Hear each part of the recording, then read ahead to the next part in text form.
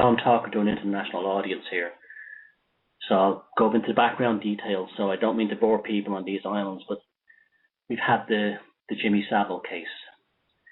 It's hard to explain to people in the United States, Canada, Australia, Europe, elsewhere, just how big Jimmy Savile was back in the 70s and 80s. Imagine if this was Johnny Carson. If Johnny Carson was shown to be one of the most prolific and disgusting pedophiles that ever walked the face of the earth. That's the impact that the Savile story has had on these islands. Savile was also a popular star in Ireland too. Savile was also famous for his charity work. That became his cover story, his carrier wave. Just like the Illuminati, the Bavarian Illuminati used mysticism as a cover story, he used charity walks, reckoned to have raised £50 million for charity. But it goes deeper than just a sex scandal. Because one thing I've learned about psychopaths is, when they're waving their hand over here to the left, you have to turn your hand to the right. And when they launch a story as astoundingly spectacular as one of their most popular TV presenters of the 70s and 80s is one of the biggest paedophiles in the history of Britain, that's a clear-fire indication that the story does not end there. The story goes deeper. And that's why they're putting all these sex scandals out there. I think most of them are bogus, to be honest with you. Or they're just playing the hype up. There's probably people who are just looking for money. In the case of Savile, they're trying to create a smokescreen, because I believe, many others believe, that Savile did much, much worse than molest children, teenagers, and have sex with dead bodies.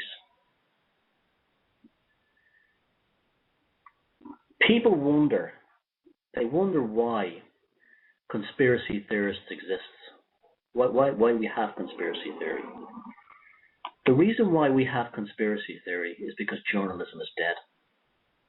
Mainstream journalism is dead. And conspiracy theory is filling the vacuum. That's the reason why. Our journalists today, firstly, they're not our journalists, they're the journalists of the corporations and the governments who employ them, literally only regurgitate government, corporate, and university press releases. That's all they do. They don't even editorialize them anymore. They certainly don't, challenge them. They deliver them.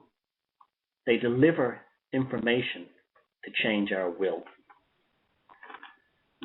When I first woke up back in the 70s and 80s, well, I wasn't 70s, I was probably a bit too young then, say the early 80s, I'd say about 81, 82, one of the people that really inspired me all through the 80s and all through the 90s was the journalist David A. Yallop. He wrote a phenomenal book, which if you ever want to wake anyone up, just give them this book. It's called In God's Name. It's about the murder of John Paul I, the Pope who lived for 33 days, the Roberto Calvi, the Vatican banker, being found hanged from a bridge in London after he tried to get refuge in the London Masonic Temple, and basically showed that secret societies, corruption, gangsters and mafia, and corporations and governments, and in the highest ranks of religion, really do exist. So if anyone you know doesn't believe in conspiracy theory, don't show them a video of Alex Jones dressed up like the Joker from Batman, waving his arms around and screaming. Give them a book like In God's Name by David Yallop and just tell them to read it. And it will open up their minds to a world that even at the time wasn't properly reported. David Yallop, I was going through my library. I've got a lot of books in my library. I was going through one of my older books when the news came out that Jimmy Savile was also a suspect in the Yorkshire Ripper case. And he had a book published as the case was happening, it was published in 1981 called Deliver Us from Evil. He was one of the journalists to go in there and do what was, even though it's a paperback book, it's a scholarly study of the case because he was there on the ground as it was happening.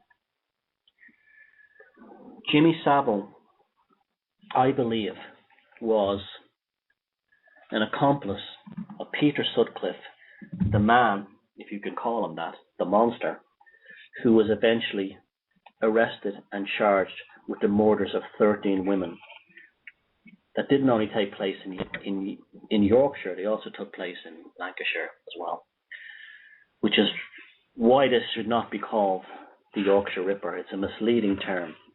If you really wanted to give it a name, yeah, I know it's kind of tabloidy, but it's what I'm using at the moment. I would say these murders were committed by the 666 Rippers. The reason why is they all took place along a corridor between Preston and Lancashire, the M61 to Manchester, and then the M62 through Huddersfield, Halifax, Bradford, and Leeds, where the majority of killings took place. 666. The 3 roads were 6, had 6 in them. These murders and assaults, some of these women lived, took place between 1975 and 1980. Now, the case is interesting. I'm not going to go into details about the grisly deaths of these poor women, only when it's, specific to what I'm talking about today, because we should let the rest in peace. And, I don't believe these things should be really regurgitated for titillation, but there's something really big here, because we're getting an insight into just what's running Britain. And I'm not just saying this is Britain's problem. This is going on in every country of the world. And just how bad these psychopaths are. I'm fully under the belief now that the British establishment that knew that Jimmy Savile was an accomplice in the Yorkshire Ripper case, the 666 Rippers case, and they protected him, and they did this by causing absolute chaos in the investigation on numerous levels. This all began for me, I think it was about 6 or 7 years ago, maybe longer, when Louis Theroux on the BBC did a special where he would go around and meet celebrities, and he spent time with Jimmy Savile. And I was sitting there watching it with a friend, just like watching it. I never liked Jimmy Savile as a kid. I didn't like his shows. I liked Top of the Pops only because I liked the bands and the music. I didn't like him or his other show, Jim Will Fix It.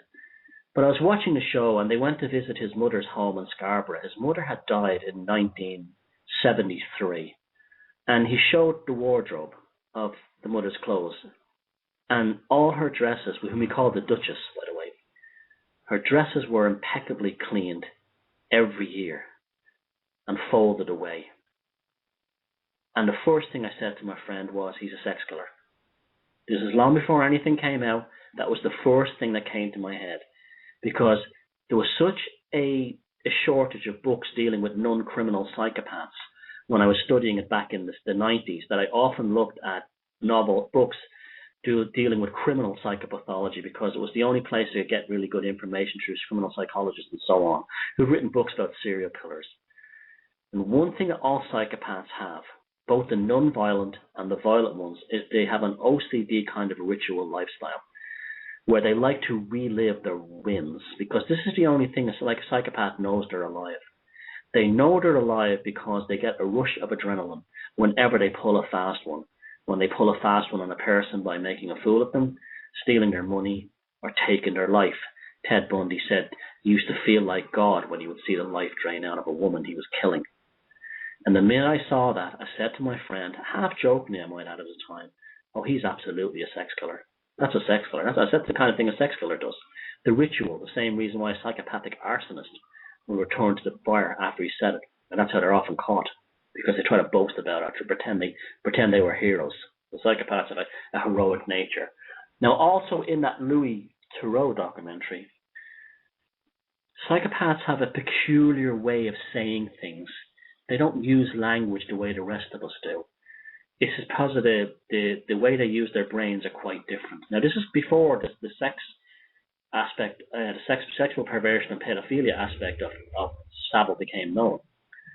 And this language fascinated me, the way he used it. Louis Theroux said, Jimmy, how come you've never had a woman in your life? Why are you living alone? And the term he used was, women are brain damage. Women are brain damage. That will become significant later on. He showed around this house, and we were introduced to this character called, I can't remember his name, but the guy was Jimmy the something. This guy was what psychopaths all have, are fixers. They get them out of trouble. They arrange things for them, often debase things, and they get well paid. All politicians have, psychopathic politicians have, fixers. They're a kind of a super enabler, that a powerful psychopath with a lot of money will find someone to actually facilitate them. Now, I'm not saying this guy did that, but that's the impression I got looking at him. He looked like a male version of a gangster's mob.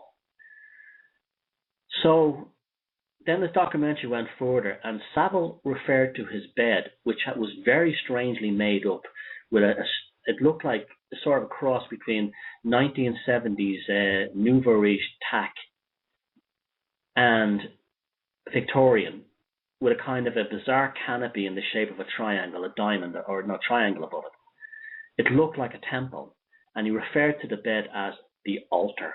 And Louis Theroux jokingly said, well, we all know what happens on altars. People are sacrificed.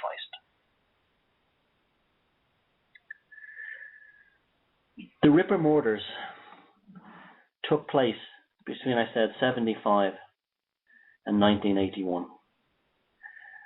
At least 13 women were murdered, although David A. Yallop speculates it may have been many more. The same killer may have killed, or killers may have killed people in Sweden, in Gothenburg, and in the south of France. Savile became, quote unquote, a friend with Suthcliffe and regularly visited Suthcliffe at prison. Again, this asks serious questions. There are other aspects here too as well. It's now come out that Savile was a suspect at the time. That the police actually took his teeth marks because many of the victims were actually savaged, like using the teeth in that kind of animalistic way, which is barely worth even thinking about. There was another reason in the documentary that set alarm bells off for me as well. There was a scene where Savile was traveling on a cruise ship, and he told Louis Theroux, I only take one pair of underpants with me and I wash them every night. The suspects in the Ripper case, it was established earlier on, now this is quite disgusting, but this is significant that they were a secretor, meaning that they passed blood in semen and urine. Savile was washing his underpants every night to hide the evidence, and this went on forever. And also would have provided a thrill for him, because he would have remembered what he did with Suthcliffe when they drove around together on the 666 route. I believe that Savile actually took part in some of these murders, and I'm trying to find out at the moment where does he have an alibi, because there's lists of the hosts of Top of the Pops on certain nights during that period. And Savile seems to be missing or available during the nights of many of these murders. When Savile was finished, according to my opinion, understanding how these creatures work, he drove up the M62 to Leeds and then went on the A1237 and then the A64 up to Scarborough, where his mother lived. And there, I assume, God knows what he did, but it probably involved his mother's clothes. Again, a psychopathic, demented sex killer. That's why the clothes were washed every year, not as a memorial to his mother, but as a memento of his activities, shall we put it, involving his fixer and enabler and co-psychopathic perverted killer, Suthcliffe, who I also believe is a Freemason if you look at some of the photographs of him shaking hands. Without going too much detail of the murders, the women were hit with a hammer on the back of the head. That's how they were killed. It was a hammer, a specific kind of hammer, the hammer used by metal workers. It has like a ball on the back, rather than a claw for removing nails. The women died of brain damage. What did Savile said? Women are brain damage. This is an enormous red flag. Now, why was the investigation a catastrophe? There was an individual called Detective George Oldfield, I think was his name, of the West Yorkshire Police. And he was the predominant, shall we say, overseer, main detective, the main buddy who was trying to get the so-called Ripper. Initially, the whole thing was that these were murders of just prostitutes. That this killer was a prostitute killer, and this was the predominant notion until a woman who wasn't a prostitute was killed. And then that threw the case into chaos. The detective team should have been immediately removed from the case, but instead they were given far more powers.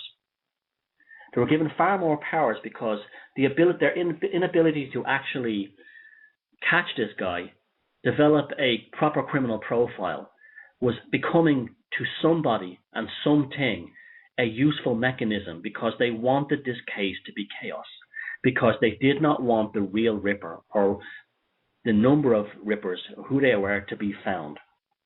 This is why they interviewed Suthcliffe and let him go 11 times.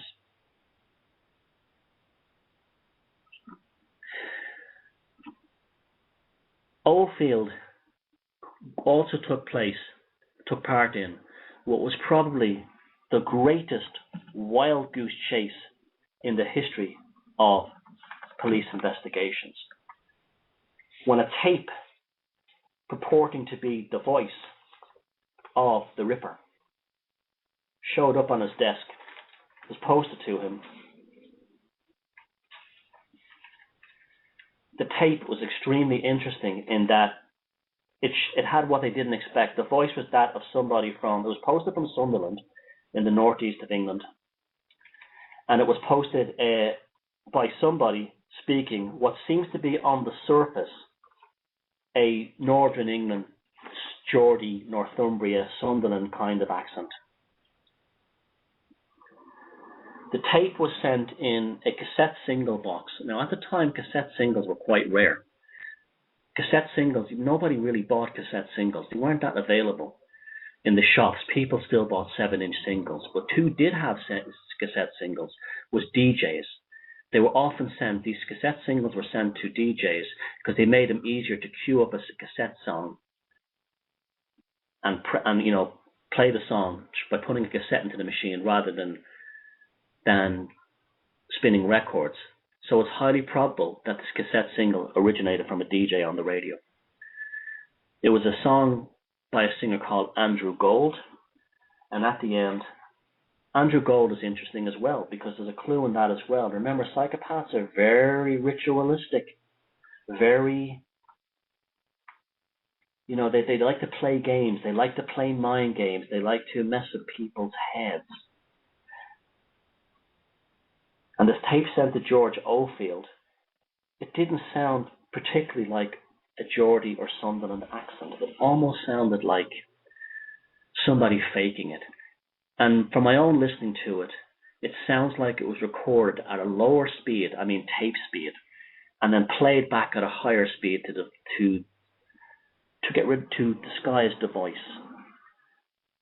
Now, something really bizarre went on with this tape.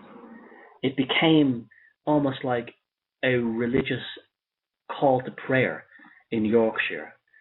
Oldfield, the detective, was obsessed with this tape being played constantly. The tape is constantly played. You could walk into a pub, you could walk into a nightclub. They were even playing it over the sound system in factories. It was constant. It was constantly being played, this tape, which there was no proof it came from the original, from the killer, except that one part where the voice, which seems like a monotonal fake Geordie accent, says, "You're no nearer to catching me now than 4 years ago. If you can find this voice online, it sounds just like Jimmy Savile trying to put on a Geordie accent." Then the case took a very strange turn. Rather than everyone focusing on catching these killers, it became a kind of a social engineering option. It became a means to change British society. Because you see, politicians are very good at this. We all know that. When they want change, there's nothing like a war or a terrorist attack or anything else to allow them to bring in cultural changes, to change the fabric of a society. All these tapes constantly playing, all the women in Yorkshire and Lancashire being portrayed, particularly the working class women, as prostitutes. This was literally a kind of a subtext that was flying around at the time, that single women out after dark in working class areas were automatically being deemed as prostitutes.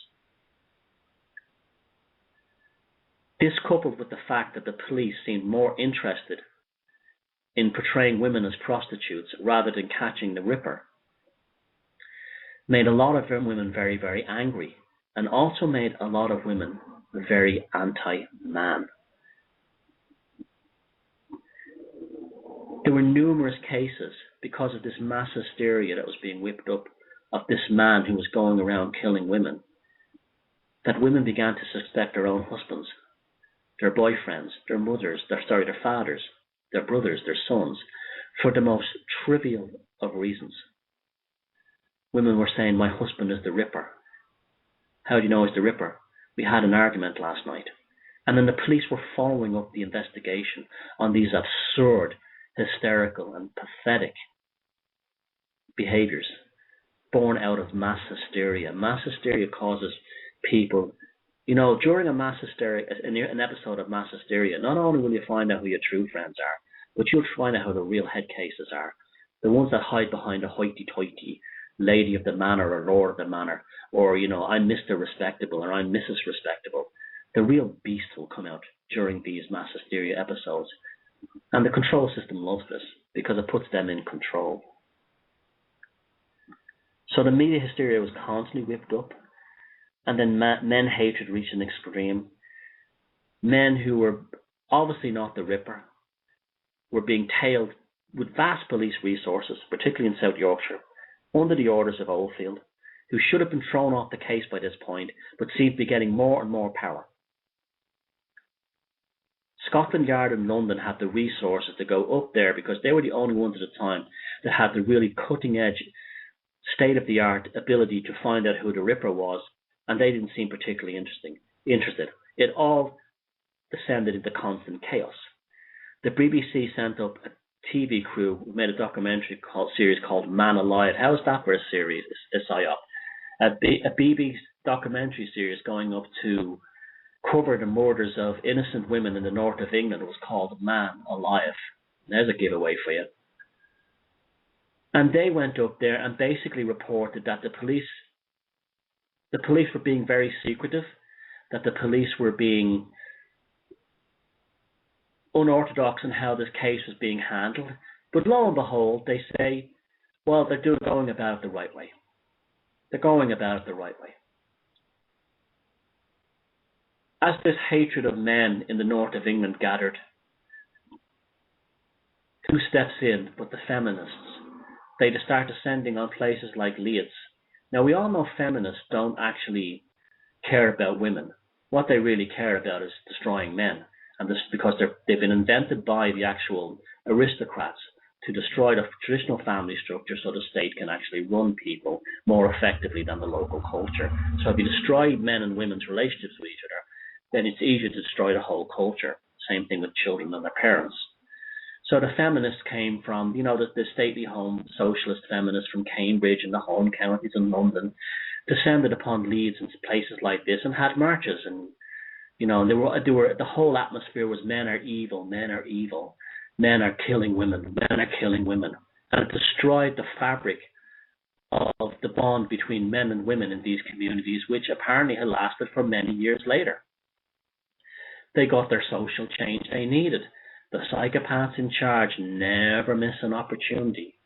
At the same time, they weren't going to stitch Savile up for several reasons. One, he was extremely useful. His TV show, Jim Will Fix It.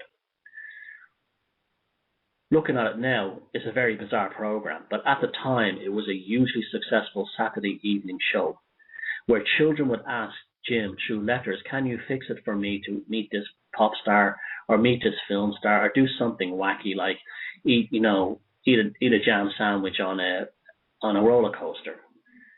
And the show also featured bizarre requests by children who wanted to meet the Prime Minister or the Chancellor of the Exchequer or the Lord Mayor of London or someone else connected with officialdom and bureaucracy. Now, no 9-year-old child writes letters saying, can I meet the head of Watford County Council or whatever.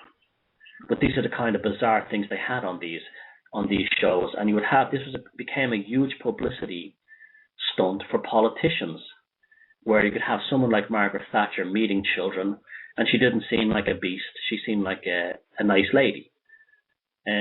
which she doesn't. She seems like someone who she doesn't know how to handle these children. She's talking to them almost like they're an affection or something. Very patronizing. And while this is going on, Jimmy Savile knew the power he had because he was helping these politicians. These psychopaths are very devious. Very, very devious. And so Savile was useful to them. Savile was a great publicity outlet for the elite, the aristocrats, the elite, the politicians. He was very useful, highest rated show. And it's now turned out that many of the kids on his shows who had made these requests to meet the likes of Margaret Thatcher and other politicians were actually kids taken from acting schools, from children's acting schools, and given scripts to read out, pretending that they wanted to meet these politicians. So they were not going to take down Savile, not at that point. And if they were going to try and bust him on lesser charges. Now, his connection to the case is all over the place. Not only was he friends with Suthcliffe afterward, but one of the victims was found outside the Royal Infirmary Hospital in Manchester on the grounds, where Savile was a constant visitor doing his charity work, which we now know is feeling up patients who were comatose and handicapped children and having sex with dead bodies. That's not to put down the staff at the Royal Infirmary Hospital in Manchester. Remember, he was a psychopath. He would have been doing it on the sly, blackmailing people, played as a celebrity, and I'm sure the people at the hospital didn't facilitate him in it. They were their victims too, remember. Also, at the back of Savile's flat in Leeds, one of the victims was found, and she was a significant victim because in the grounds where the body was found, they found the tire marks of Suthcliffe's car, and the body had been moved several times around and almost placed in a ritualistic manner within spitting distance of Savile's apartment, and Savile was absolutely home that evening. Between the teeth marks, the fact he was a secretor, two of the murders taking place in close proximity to Savile, he was already well known as a sex freak at the time. He should have been pulled in. He wasn't. Everybody else in the north of England was a suspect except Savile. Everyone else was in fear of being arrested and being brought to a police station and framed by Oldfield and the other members of the West Yorkshire Police, with the crime of the century. Savile continued on his merry way, driving along the 666 corridor and then making his escape via the A1237 and the A64 to Scarborough. In the tape, and in some of the letters that were sent, he talks about, I haven't been north in a while. But yet the letters were sent from Sunderland and the tape, and they were also spoken in a Geordie accent. So when he said, I haven't been north in a while, it makes no sense because it was obviously happening from the north. But remember, what is north of Scarborough? Sunderland. So it would have been, Sunderland would have been north to Savile. That's what he meant by I haven't been up north in a while. I haven't been to Sunderland in a while. As I said, Suthcliffe, what absolutely was the killer, but he didn't work alone, was arrested 9 times, interviewed and taken in for questioning 9 times, and released 9 times. The hoax tape was the greatest wild goose chase in the history of criminology. It became a psyop of sorts. Feminists, as the change agents, were brought in to bring forth Tavistock-style policies to create hatred between men and women.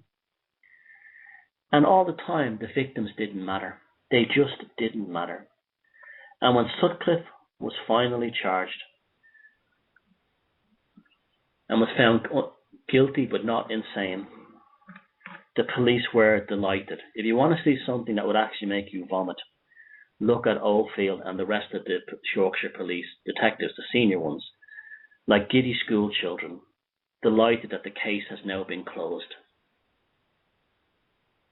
And the Ripper is behind, the Yorkshire Ripper is behind bars, giving no consideration to the families who lost their mothers, sisters, daughters, to the numerous children.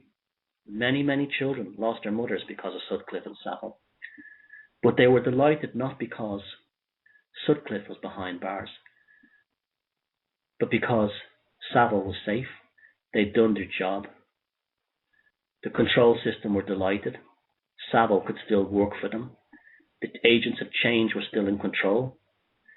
And Britain and the north of England would never be the same again. Relationships between men and women were broken. A state of paranoia and fear still exists that many women didn't believe that the actual Ripper had been caught for years afterwards. They still believed that another one was out there. As did David Yallop, who claims that the murders continued somehow or someone else was involved. And that person, in my opinion, was the TV presenter, paedophile on an industrial scale, and perhaps one of the most evil creatures that ever walked this earth to attain that kind of power. And that was Jimmy Savile. So, we're going to go to a song here. This is the final song. And we'll try and cheer things up a bit after this song. But this is Time Wars, A Wild Nobility.